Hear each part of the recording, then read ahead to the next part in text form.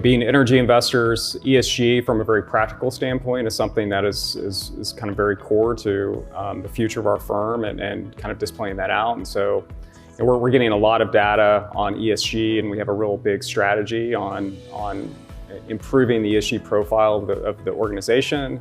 So we're using data providers now to help us capture that as well as improve the ESG profile of most of our portfolio companies. And so I think that will be a huge component of our data strategy going forward is pulling that information together, making that readily available. The request from limited partners on just understanding that has significantly increased, and we want to be positioned to be able to easily not only show that information, but also show the improvements that we're making internally. And I think the data quality, the analytics and presentation of that are really significant. And the same on diversity initiatives and inclusion initiatives too. We have a big program, a women's energy network, where we are looking to find energy leaders in the women's space, and we use the DealCloud platform to kind of help identify and track and put those to initiatives, which is a really kind of core component of our business development strategy.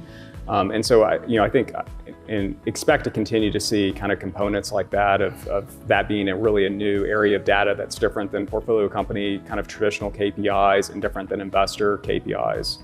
And maybe the other thing I'll add is that we do have multiple products now. So I think like a lot of firms, we've moved away from one single kind of flagship type product to multiple platforms.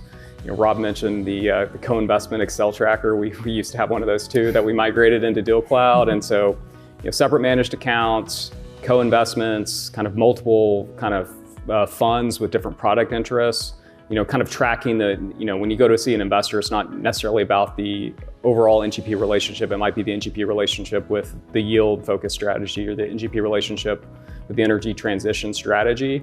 And DealCloud and other platforms can really help us sort of enable that and kind of set the picture right and understand who we're talking to and exactly what we're talking to them about.